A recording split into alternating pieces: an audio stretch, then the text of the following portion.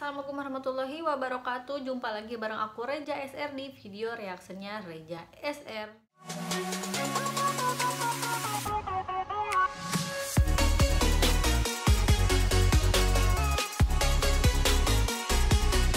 Terima kasih untuk kalian yang udah ngeklik video ini. Jangan lupa untuk subscribe bagi yang belum subscribe. Follow juga Instagramnya Reja SR. Setelah kemarin aku nge-reaction film-film yang difilmkan di Malaysia, terus makanan-makanan termahal yang ada di Malaysia.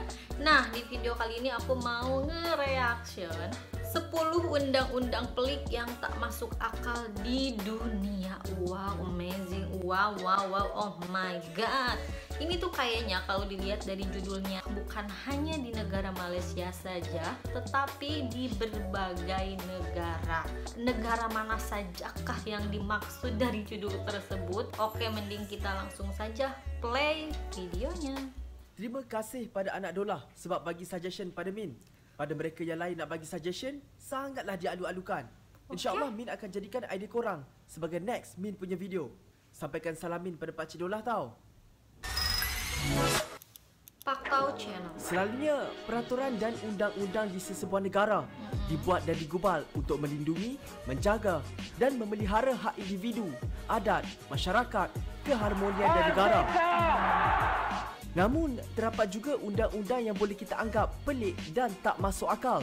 Oleh itu, untuk video kali ini, Paktau ini berkongsi tentang Undang-undang apa 10 saja, undang-undang paling pelik dalam dunia. Sebelum tu, jangan lupa subscribe Paktau tau. Dan jangan subscribe lupa juga tekan loceng. YouTube-nya Reja SR. 10. Oke, Di saman RM2,690 jika bermain layang-layang. Memang pelik undang-undang dari United Kingdom ni. Menurut Akta Polis Metropolitan 1839, mereka yang bermain layang-layang tanpa mengira umur di tempat awam sehingga mengganggu orang ramai boleh dikenakan saman berjumlah £500 atau RM2,690. Faktau pasti, kalau undang-undang itu dilaksanakan di Malaysia, mesti ramai di antara kita yang kena saman. Bukan sekali, tetapi berkali-kali. Fakta tambahan, bermain layang-layang semasa zaman revolusi kebudayaan di China pada tahun 1969 boleh mengakibatkan korang dipenjara selama 3 tahun.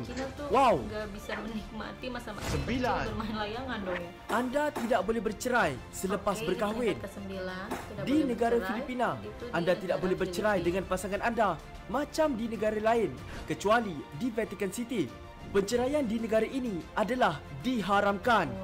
Jadi, macam mana nak berpisah dengan pasangan? Korang tanya. Satu-satunya cara untuk berpisah adalah melalui proses pembatalan atau permasuhan perkahwinan atau annulment dalam bahasa Inggeris. Proses pemansuhan ini boleh mengambil masa dari 6 bulan hingga ke 4 tahun untuk selesai. 8. Mengharamkan pemakaian pakaian dalam, mesti anda terkejutkan. Tapi ia bukanlah seperti yang anda sangkakan. Pada tahun 2014, negara Rusia, Belarus dan Kazakhstan telah mengharamkan pakaian dalam yang mengandungi kurang daripada 6% bahan kapas. Ini bermakna pakaian dalam yang mengandungi kurang daripada 6% seperti kain rendah diharamkan pemakaian dan penjualannya. Tetapi pengharaman ini bukan dibuat secara melulu tau. Pengharaman ini berpunca daripada kajian yang dilakukan bahawa pakaian sintetik didapati gagal untuk menyerap kelembapan dan boleh menyebabkan masalah kulit yang boleh membawa kepada masalah kesihatan. 7. Tiada had laju di lebuh raya. Terdapat lebuh raya di dunia ini yang tidak mempunyai undang-undang had laju. Tak percaya? Lebuh raya Autobahn yang berada di negara Jerman tidak mempunyai larangan had laju. Ini bermakna korang boleh bawa selaju yang boleh tanpa dikenakan saman. Tapi ini bukan bermakna faktor keselamatan dilupakan. Keselamatan perlu diutamakan dalam apa-apa bidang tau. Faham anak-anak murid? Namun begitu, terdapat satu peraturan yang korang perlu patuhi dan tidak boleh langgar semasa menggunakan lebuh raya Autobahn, iaitu korang tak boleh kehabisan minyak semasa memandu di lebuh raya ini. Korang boleh dikenakan saman kerana ia salah di sisi undang-undang negara itu. Korang boleh dikenakan saman dari €30 bersamaan RM138 hingga €70 bersamaan RM321 berdasarkan situasi korang. Undang-undang ini dibuat untuk mengelakkan kemalangan kerana tiada had laju maksimum di lebuh raya itu yang meningkatkan lagi risiko pemandu yang terpaksa mengelak kenderaan yang tersadai di lebuh raya itu. Biar lambat, asal selamat tau guys. Kamu boleh didakwa kerana kecuaian. Tenang dengan cermat, ingatlah orang yang tersayang. Ya. Okey, sekarang ke-6. Diharamkan menjual gula-gula getah. Gula-gula Untuk getah, pengetahuan kalau anda dari semua, gambarnya Singapura itu, telah mengharamkan kalau menjual di gula-gula Malaysia getah namanya karet, sejak dari tahun 1992. Ini kerana Wah, kerajaan cukup lama Singapura juga ya, merasakan dari 92. bahawa kos membersihkan sisa gula-gula getah yang Memang tidak iya sih, dibuang dengan kalau cara yang sepatutnya karet kayak gitu adalah kan sesuatu susah yang banget membazirkan dibersihin, apalagi kalau sumber udah keuangan nempel di pihak rambut. kerajaan. Udahlah, itu Undang-undang rambutnya ini harus walaupun digunting. dilihat seperti agak pelik, tetapi sebagai negara yang terkenal dengan kebersihan, Singapura berjaya mengekalkan kebersihan dan memupuk Keren rakyatnya banget sih supaya ini. lebih Memang bertanggungjawab. epic banget. Kayak yang sepele tapi Dilarang memakai kasut Oke, tumit yang tinggi kelima di dilarang Greece. memakai kasut tumit tinggi. Pada tahun 2009, pihak Hak berkuasa tinggi di maksudnya Akropolis, ya. Greece telah mengenakan larangan pemakaian kasut tumit tinggi kepada orang ramai ketika berada di tapak bersejarah. Oh, Jadi kepada ternyata perempuan di tempat-tempat dan tertentu sebahagian tempat lelaki sejarah mungkin gitu. yang ingin menuju ke Akropolis memakai kasut tumit tinggi supaya melupakan niat tersebut. Tujuan utamanya adalah untuk melindungi tapak bersejarah yang terdapat di situ. Kerana pemakaian kasut tumit tinggi dikatakan boleh memberi tekanan tanah di tapak bersejarah itu, sekaligus menjejaskan nilai bersejarah di negara itu. Dan Macam pelik, keselamatan tapi juga itulah ya, itu hakikatnya. Oke, peringkat keempat apa Di ya? penjara kerana stem terbalik. Bila kali terakhir korang gunakan stem?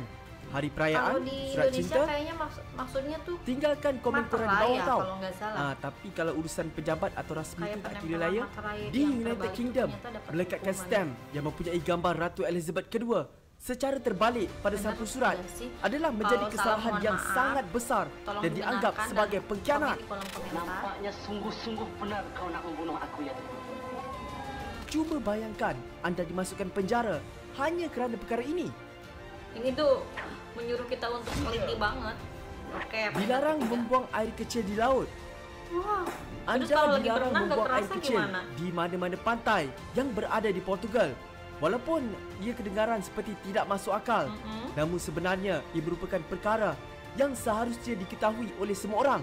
Dan kau sudah tahu yang berapa kali aku sudah terbuang air besar. Ini pun ada rasa macam terkucil nak terkeluar. Aku tahan je, Bat. Bagaimana cara ia dikuatkuasakan?